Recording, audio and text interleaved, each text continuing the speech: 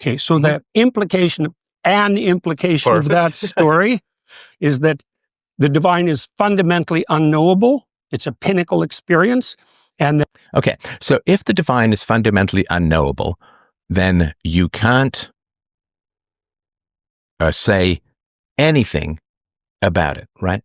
In other words, you can't call it the divine. If something is fundamentally unknowable, then you can't apply any descriptive or categorical or conceptual label to it in any way, shape, or form, right? If I said, here's something called X. X is fundamentally unknowable, and it's divine. It's like, no, the moment you say divine, you're saying there are aspects or characteristics of it that can be known, right? So you can't say fundamentally unknowable and then also apply labels to it. If I say X is absolutely incomprehensible and unknowable, and it's also tall and carries a duck and red, well, then I'm saying it's fundamentally unknowable, and here are some characteristics. The word divine is a conceptual label that carries a knowledge claim.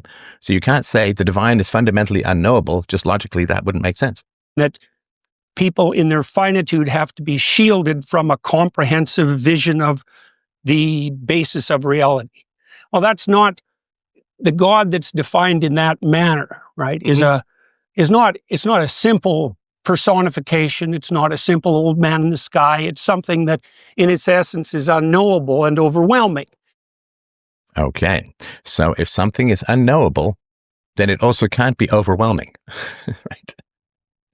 I mean, for instance, I don't know how many atoms were in the sun 3 years ago, like on this particular, right? 2022, 1st of June, 10:49 a.m. I don't know how many atoms were in the sun, because you'd have to literally freeze time, count all the atoms, because the atoms are, being converted into energy through the fusion process that's going on in the sun.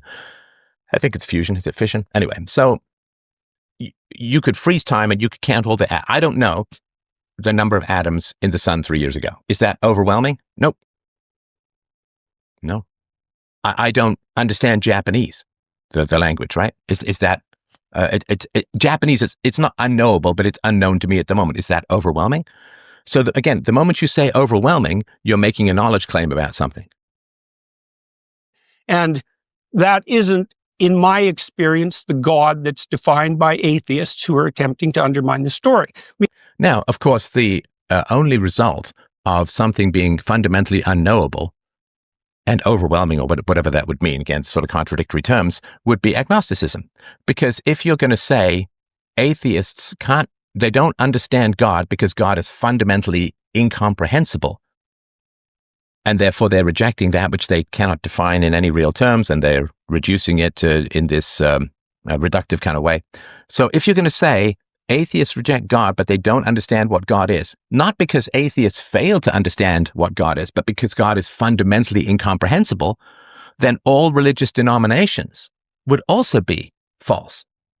Because if something is unknowable, then making any knowledge claim about that unknowable thing, such as this unknowable thing doesn't exist, or that unknowable thing does exist, has these characteristics, sent his son to be sacrificed and wants to forgive you, and right, but you have to earn it, right? So if something is overwhelming and incomprehensible, then the only position would be agnosticism. Because if atheists can't, it's not a failure of atheists when they reject God. It's a failure of the human mind, according to Jordan Petersen, as I read the argument. It's a failure of the human mind to be able to comprehend God in any way, shape, or form. Like, you can only see through this crack. You can only see God walking by. You can only see his back. It's overwhelming. It's incomprehensible. So how does that translate into any specific belief held by various religions and sects within those religions at all? If something is fundamentally unknowable, then I guess you could say the atheists are rejecting something as fundamentally unknowable. But then all religious people who make claims about the nature of God would also be incorrect. So this argument would be equally valid against theists and atheists. So again, maybe I'm missing something here, but... I mean, it's the same claim, for example, that you're a finite creature, and that you face something that in the final analysis is unknowable, and that you have to establish a relationship with it regardless of your inability to perceive or even withstand perceiving the whole. Right. So this is just, I mean, this to me is just a word salad, honestly. So if something is unknowable, then you cannot make any knowledge claims about it. I mean, that's by definition, it's unknowable. You cannot make any knowledge claims about it.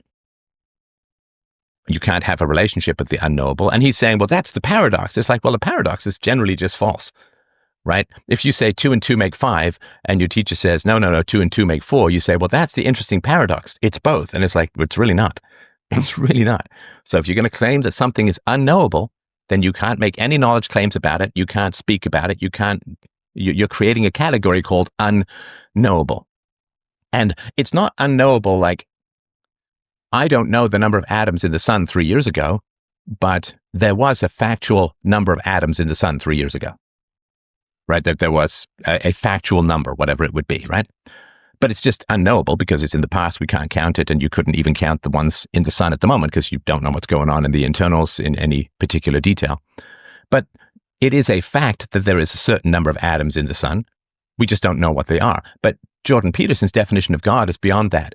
It's unknowable, even like to mortal beings, it's absolutely unknowable. Now, human beings, we can determine the universal. We can determine the infinite. We can determine the eternal. We have concepts for those things. And when we talk about the laws of physics, we are talking about universal and eternal things, right? They are true everywhere in the universe for all time. So human beings can absolutely conceive of the universal and can absolutely process. Now, can we, I don't know, directly understand infinity? I don't really know how we would do that, but we have a category for it and we're able to manipulate it. So, if you do this exercise, I remember challenging my friends to do this in high school. If you close your eyes and you just try and formulate little dots, you can get to maybe 6, 7, 8 or so, maybe 9 if you do a 3 and 3.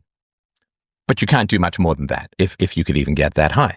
So we can't conceive of what a million X is, right?